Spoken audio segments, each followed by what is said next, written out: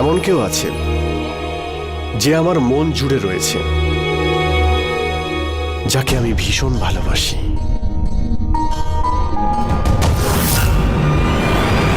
এখনো চন্দ্রকান্তার ভূত ওর মাথায় চড়ে আছে।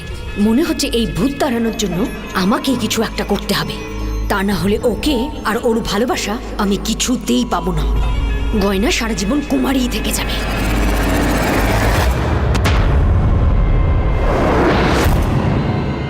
এই মোটা গাছটাকে জড়িয়ে ধরে আছে কেন?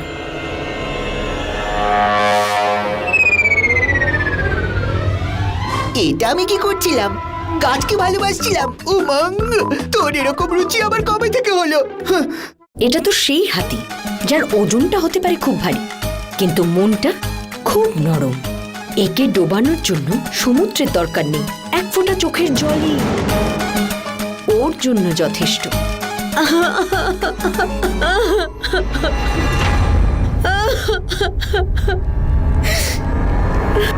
গয়না, কি হয়েছে? কেন কাঁদছো তুমি? না না, কেঁদো না, বলো না কি হয়েছে।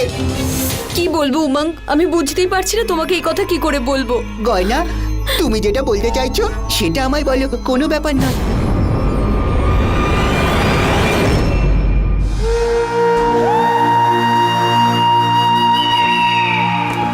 আপনাকে কোটি কোটি প্রণাম।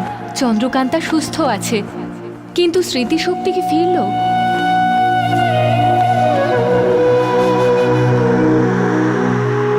রাজকুমারী জয় হোক। কেমন আছেন রাজকুমারী? তুমি বলো, তুমি কেমন আছো? তুমি তো বলেছিলে আমার স্বামীর সঙ্গে দেখা করাবে, কি হলো? এমন নয় তো যে তুমি আমায় ঠকাচ্ছ? হ্যাঁ, ঠকিয়েছে। আপনার স্বামী আপনাকে ঠকিয়েছে।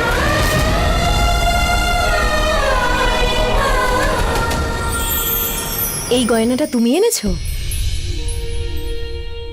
হ্যাঁ। সারা জীবন কাঁদবে, যার সাথে তোমার বিয়ে হবে। এটা গয়না এই রকম মনেই হচ্ছে না কোনো সাধারণ মেয়ের জন্য বানানো হয়েছে। এটা মনে হচ্ছে যেন কোনো পালোয়ান পরবে। এটা এত ভারী একটা মুক্তোর হার, এত ভারী বালা, কোনো মেয়ে যদি এটা পরে এর ভারে এসে চাপা পড়ে মারা যাবে।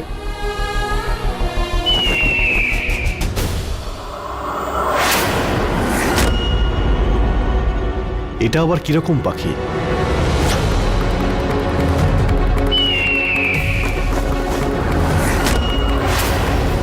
এইরকম পাখি তো আমি বিজয়গড়ে সেই সময় দেখেছিলাম যখন ওই বৃদ্ধ মহিলা তোমাকে এখানে নিয়ে এসেছিল। ওই বৃদ্ধ মহিলা মায়াশক্তি করে পাখিটাকে নিয়ে এসেছিল। এটাই কি তাহলে সেই পাখিটা? পাখি এটা, ছেড়ে দাও না। কত সরল এরা, আকাশে উড়ে বেড়ায় আর দেখতে কি সুন্দর। অন্তত এদেরকে সন্দেহ করো না। মায়াবী জগতের সব থেকে বড় মায়ানগরী এটা। এখানকার হাওয়াতেও মায়াশক্তি আছে। এখানকার মায়াশক্তি দিয়ে অনেক কিছু হতে পারে। আমি এই পাখিটাকে ওই বৃদ্ধ মহিলার সঙ্গেই দেখেছিলাম। ওর মতন দেখতে কি একটাই পাখি আছে নাকি? অনেক পাখি এরকম হয়, হয়তো তাদের মধ্যেই ও একটা।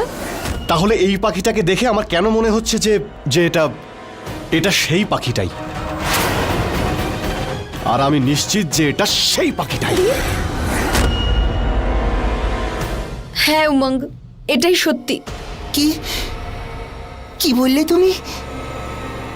ইরাবতী আর ভদ্রামা মিলে চন্দ্রকান্তার উপরে তুকতাক করেছে, এর জন্য স্মৃতিশক্তি হারিয়ে ফেলেছে। হ্যাঁ উমঙ্গ, আমি ওদের কথা শুনেছি আর তখনই বুঝতে পেরেছি যে চন্দ্রকান্তার স্মৃতিশক্তি আবার ফিরিয়ে আনা যেতে পারে ওই গোমেদ পাথরটা দিয়ে।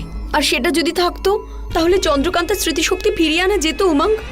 না, আমি তো বিশ্বাসই করতে পারছি না। আমি তো ভেবেছিলাম সব ঠিক হয়ে যাবে, কিন্তু এরা দুজন মিলে তো আমার বন্ধুর ক্ষতি করে দিচ্ছে।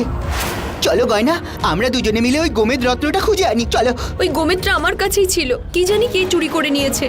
আর যখন পাথরটা আমার কাছে ছিল আমি ওর শক্তি সম্বন্ধে জানতামই না। আর আজ যখন পাথরটা হারিয়ে যায় তখনই আমি জানতে পারি ওটাই একমাত্র রত্ন যেটা দিয়ে চন্দ্রকান্তার স্মৃতিশক্তি ফিরিয়ে আনা যায়। গোমেদ নেই তো কি হয়েছে, আশা তো আছে। এবার তো আমরা জানতে পেরে গেছি যে ওই গোমেদের সাহায্যে চন্দ্রকান্তার স্মৃতিশক্তি ফিরিয়ে আনা যাবে। তো এবার আমাদের কিছু করতে হবে। কি করতে চাইছো উমঙ্গ তুমি? বিশ্বের সবথেকে বড় মায়াকুমারী ইরাবতীর সাথে লড়াই করতে চাইছো, নাকি সবথেকে শক্তিশালী ভদ্রামার সাথে? না উমঙ্গ, ওই দুই মায়াবীর সাথে লড়াই করা আমাদের সাধ্য নয়। যদি আমরা না লড়াই করি তাহলে কে করবে? ধীর, আমাকে এই কথাটা ধীরকে জানাতেই হবে। ধীর, ওই পাখিটাকে ছেড়ে দাও। ওদের কষ্ট আমি সহ্য করতে পারি না। ওদেরকে আমি খুব ভালোবাসি। ছেড়ে দাও ওকে।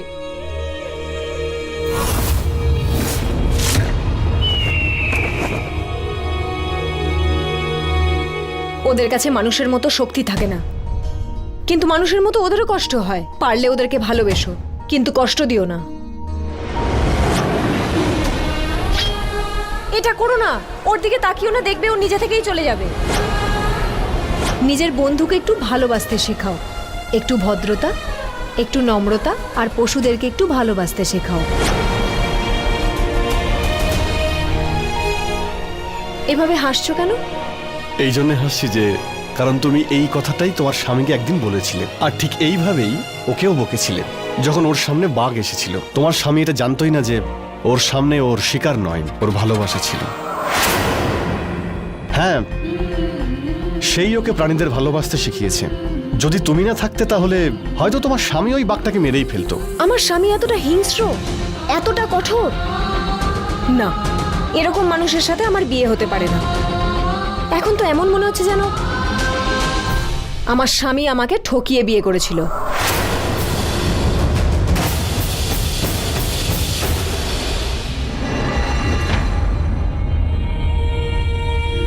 তোমার মুখ এমন ভাবে শুকিয়ে গেল যেন আমি তোমাকেই বললাম। তুমি তো খুব ভালো। সেই মেয়েটা ভাগ্যবতী হবে যার সাথে তোমার বিয়ে হবে।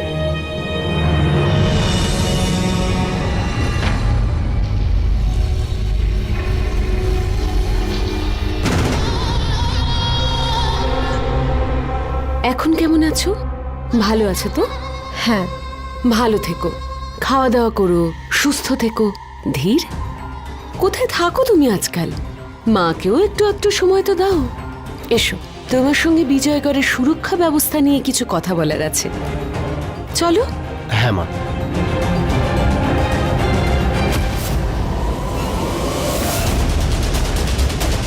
তুমি ঠিক আছো তো? হ্যাঁ, চলো।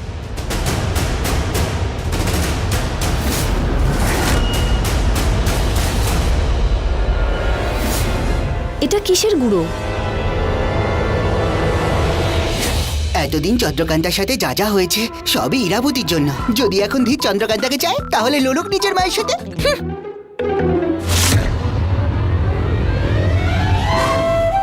আরে আমার বালা, আমার বালা কোথায় পড়ে গেল? এবার আমি মহলের ভিতরে যাব কি করে? প্রহরী, প্রহরী, আমি মহলের ভিতরে যেতে চাই। বাইরের কোনো ব্যক্তি মহলের ভিতরে যেতে পারবে না। আরে তুইও তো বাইরের। না না, আমি বলতে চাইছি যে আপনি তো বাইরে পাহারা দিচ্ছেন, তাই না? তাই বাইরের তো আপনিই হলেন, আমি তো ভিতরের। আমি উমং, চন্দ্রকান্ত আর ধীরের বন্ধু। যেতে দাও আমায়। তো তোমার হাতেও সেই বালাটা থাকা উচিত যেটা ভিতরে সবাই পড়ে। ভিতরে সবাই ওই বালা পড়ে আছে, শুধু তুমি পড়োনি। তার মানে তুমি মিথ্যে বলছো। তুমি অন্য কোনো রাজ্যের গুপ্তচর নাও তো? আরে তোর দেখো, তুমি বড্ড বেশি মাথা খাটাচ্ছ। এত কিছু ভাবতেই যেও না। আমি উমং। দেখো, আমার কাছেও বালা ছিল, কিন্তু কোথাও পড়ে গেছে। ধীরের থেকে আমি আর একটা বালা নিয়ে নেব। আমার এখন না ধীরের সাথে কথা বলা খুব প্রয়োজন। আমাকে যেতে দাও। একবার যখন বলেছি যেতে পারবে না তো যেতে পারবে না।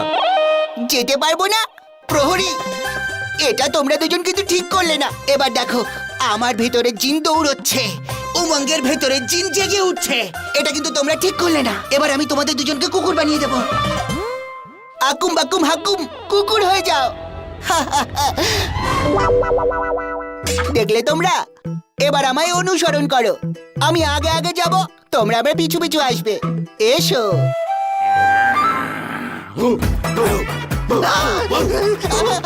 এরকম আমি বলিনি। আমার পিছনে এসো না। আমাকে বাঁচাও, আমাকে বাঁচাও। দেখো, তোমরা কিন্তু আমার পিছনে এসো না। আরে উমং, কি হয়েছে? মেঘ, ওরা দুজন আমাকে কিছুতেই ছাড়ছে না। দেখো না তুমি। যাও এখান থেকে। এবার বলো কি হয়েছে?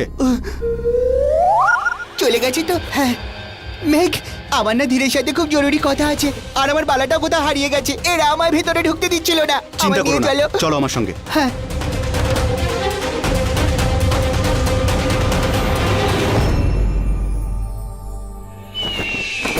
চলে এসো, এখন আর তোমাকে কেউ কষ্ট দেবে না। এবার নিজের আসল রূপে চলে এসো। আমার সামনে রূপ বদলানোর দরকার নেই মাসি। তুমি তুমি কি করে জানলে যে আমি তোমার মাসি? তোমার তো কিছু মনে ছিল না। হ্যাঁ, আমার কিছু মনে ছিল না। আজ আমি সকালে নতুন সূর্য ওঠা দেখলাম। সূর্যের সেই রশ্মিতে চন্দ্রকান্তাকে দেখলাম, যে নিজেকে ভুলে গিয়েছিল। হ্যাঁ মাসি, আজ যখন আমার ঘুম ভাঙলো তখন আমি অনুভব করলাম যে আমার স্মৃতিশক্তি ফিরে এসেছে, সব মনে পড়েছে। এসো।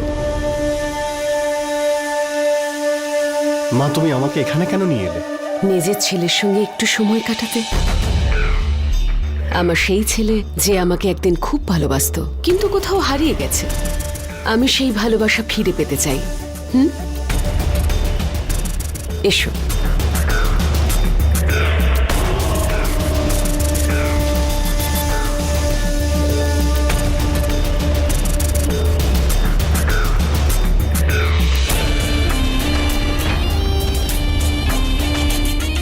নাও তোমার সেই প্রিয় দুধ, খাও।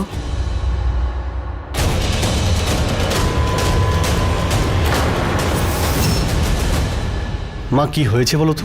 কিচ্ছু হয়নি ধীর, তুমি বলো, তুমি এখন কেমন আছো? আমার আবার কি হবে?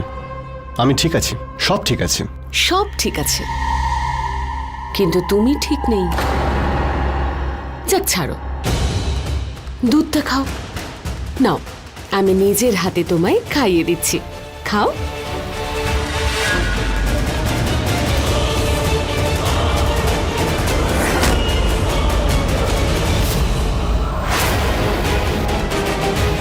উমাং আবার কি ইশারা করছে? ও চন্দ্রকান্তার ব্যাপারে কিছু বলছে না তো?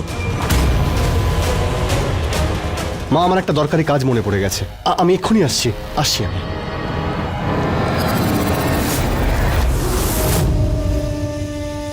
আমার ছেলে হাতের বাইরে বেরিয়ে গেছে। আপনাকে কোটি কোটি প্রণাম বিষ্ণুদেব। আমার ভাগ্নি স্মৃতিশক্তি ফিরেছে। হয়তো এটা গোমেদেরই কাজের ফল। হ্যাঁ মাসি, যখন তোমার সেই গোমেদ আমার কপাল স্পর্শ করলো, সেই মুহূর্তে আমি স্মৃতিশক্তি ফিরে পাই, কিন্তু তারপর আমি অজ্ঞান হয়ে যাই।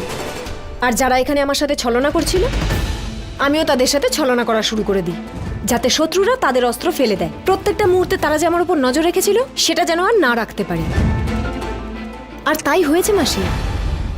বিজয়গড়ে একজনই বীর যোদ্ধা আছে, ধীর। ও নিজের অস্ত্র ফেলে দিয়েছে। ও কি করছে, কি করতে চলেছে, প্রত্যেক সময় আমি ওর উপর নজর রেখে চলেছি। কিন্তু ওই ধীর, ও শুধু নামেই রাজকুমার। ওর একটা নয়, অনেক রূপ। ওর চরিত্রই খারাপ। ও ভালোবাসতেই জানে না। সব সময় আমার সাথে নাটক করে গেছে, প্রচুর মিথ্যে কথা বলেছে। আর দেখো তুমি, মিথ্যে বলতে বলতে ও সব সত্যি জেনে ফেলেছি আমি। হ্যাঁ চন্দ্রকান্তা, ও ঠিক ওই রকমেরই। ওই গোমেদ ওর থেকে নেওয়ার জন্য আমার লড়াই করতে হয়েছে। ও যে করেই হোক ওই গোমেদটাকে মন্দিরে নিয়ে ওর মায়ের হাতে দিতে চেয়েছে। কি? হ্যাঁ, সব থেকে বড় বিশ্বাসঘাতক ও। একদিকে ভালোবাসার নাটক, অন্যদিকে বিশ্বাসঘাতকতা। তুমি বলো, মন্দিরে কেন গেছিলে? ইরাবতী নিয়ে গিয়েছিল কোনো পুজো করাতে, মায়াবী জগতের দরজা খোলাতে। আর ওই মায়াবী জগতে ঢোকার মুখে দরজার সামনে এক আত্মা আমাদের থামিয়ে দিল, আর বলল যে ভেতরে যেতে হলে শেষনাগের খোলস যা দৈত্যাসুর চুরি করে নিয়ে চলে গেছে, সেটা ফিরিয়ে নিয়ে এসো। তাই আমি, ইরাবতী আর ভদ্রামা ওই জঙ্গলে চলে গেলাম দৈত্যাসুরের থেকে ওই খোলসটা আনতে। সেখানেই বিষ্ণুদেব আমাকে সংকেত দিলেন, ওনার মোহিনী রূপে দর্শন দিলেন, যে কিভাবে উনি মোহিনী রূপ ধারণ করে ভস্মাসুরকে শেষ করেছিলেন। ভস্মাসুর মহাদেবের বরদান লাভ করেছিল, আর ও যার মাথাতে হাত রাখবে সেটাই পুড়ে ছাই হয়ে যাবে। আর বিষ্ণুদেব মোহিনী রূপ ধারণ করে ভস্মাসুরের সাথে নৃত্য করেছিলেন, আর নৃত্য করতে করতে নিজের হাত নিজের মাথায় রেখেছিলেন। আর সেটা দেখেই ভস্মাসুর নিজের হাত মাথায় রাখলেন, আর সেখানেই ভস্ম হয়ে গেলেন। আর দৈত্যাসুরও সেইভাবে মারা গেল। আর বিষ্ণুদেবের আশীর্বাদ লাভ করে আমি ওই দৈত্যাসুরকে শেষ করে দিই। আর ওই শেষ নাগের খোলস নিয়ে এসে মায়াবী জগতের দরজার সামনে ওই আত্মাকে দিয়ে দিই। তখন আমি বুঝতে পারিনি আমি কি করছি, কিন্তু এখন বুঝতে পারছি। ওটা 7টা ধাপের মধ্যে একটা ধাপ ছিল ওই মায়াবী অস্ত্রের কাছে পৌঁছানোর, আর ওই প্রথম ধাপ আমি পার করে ফেলেছি। কিন্তু তারপর ওই শয়তান ইরাবতী আমাকে দিয়ে প্রতিজ্ঞা করালো। প্রতিজ্ঞা করো, তুমি ভিতরে যা যা পাবে তা তুমি আমাদের হাতে তুলে দেবে। আমি প্রতিজ্ঞা করছি, আমি যা যা ভেতর থেকে পাবো তা আমি আপনাকে এনে দেবো। রক্ত নিয়েও আমাকে দিয়ে প্রতিজ্ঞা করিয়েছে।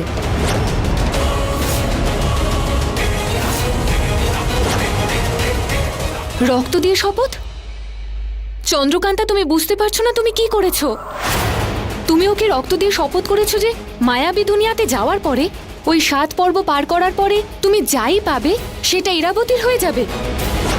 তার মানে ওই মায়াবী অস্ত্র ইরাবতী পেয়ে যাবে।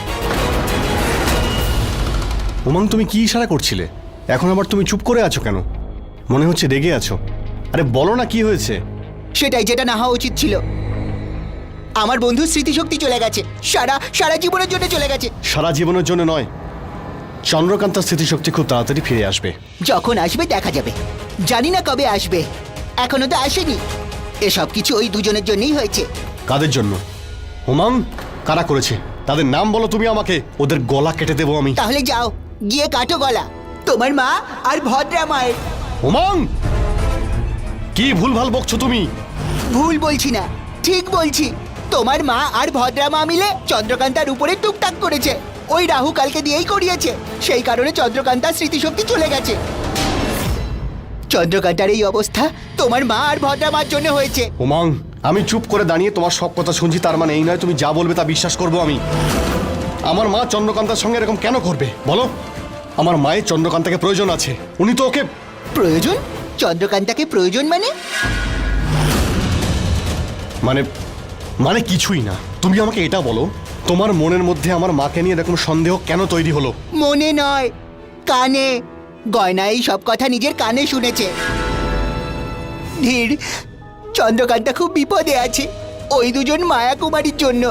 যদি কেউ ওকে বাঁচাতে পারে, শুধু একজন মানুষই পারে, আর সে হলো তুমি। ধীর, ওকে বাঁচাও ধীর। গয়না, আর ধীর। মাসি, এই প্রতিজ্ঞা ভাঙার তো কোনো উপায় আছে নিশ্চয়ই। প্রতিজ্ঞা তো ভগবানের কাছে করিনি, ওই শয়তান রানী ইরাবতীর কাছে করেছি। ঈশ্বর তো তবু ক্ষমা করে দেয় চন্দ্রকান্তা, কিন্তু এই রক্ত দিয়ে শপথ, এই শপথ করার অর্থ হলো তুমি নিজের মৃত্যুকেই নিজে ডেকে এনেছো। যদি এই শপথ তুমি পূর্ণ না করো, তবে তো এটা তুমি কি করলে চন্দ্রকান্তা? মাসি, মাসি, আমার তখন মাথা ঠিক ছিল না। সবকিছুর একটা উপায় আছে, এটার ভাঙা নিশ্চয় কোনো উপায় আছে। এটা না ভাঙলে ইরাবতী আমার থেকে ওই মায়াবী অস্ত্র নিয়ে নেবে। মায়ের যে প্রতিজ্ঞা, আমার প্রাণ, তোমার জীবন সব শেষ হয়ে যাবে মাসি, সব ব্যর্থ হয়ে যাবে। না চন্দ্রকান্তা, তোমার মায়ের প্রতিশ্রুতি আমি ভাঙতে দেব না। যদি এই সমস্যার কোনো সমাধান থেকে থাকে তাহলে আমি ঠিক বের করব। চন্দ্রকান্তা, চন্দ্রকান্তা। এবার যেতে হবে। আমার পাখির রূপের কথাও তো সবাই জেনে গেছে।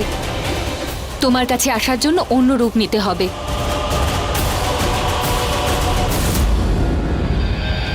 চন্দ্রকান্তা, তুমি জানো ধীর খুব রেগে গেছে।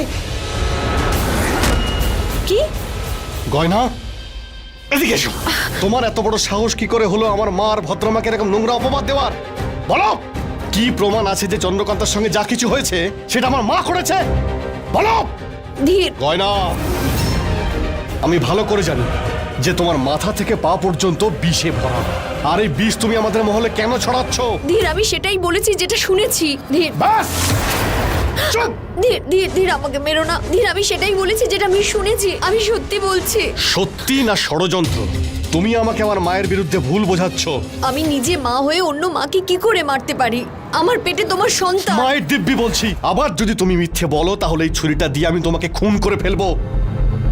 খুব ভালো করে জানি আমি তুমি এই মহলে কি করতে এসেছো। চন্দ্রকান্তাকে আমার থেকে দূরে সরানোর জন্য মা আর ছেলের মধ্যে ঝামেলা বাঁধিয়ে ছেলের হাতে মাকে খুন করাতে চাইছো, যাতে এই রাজ্যের রানী হতে পারো। আমার মনে নিজের জায়গা করছো। তো শোনো, যতই তুমি আমাদের মধ্যে ঝামেলা বাঁধাতে চাও, না আমি নিজের মায়ের বিরুদ্ধে যাব, আর না তুমি কোনোদিন চন্দ্রকান্তার জায়গা নিতে পারবে।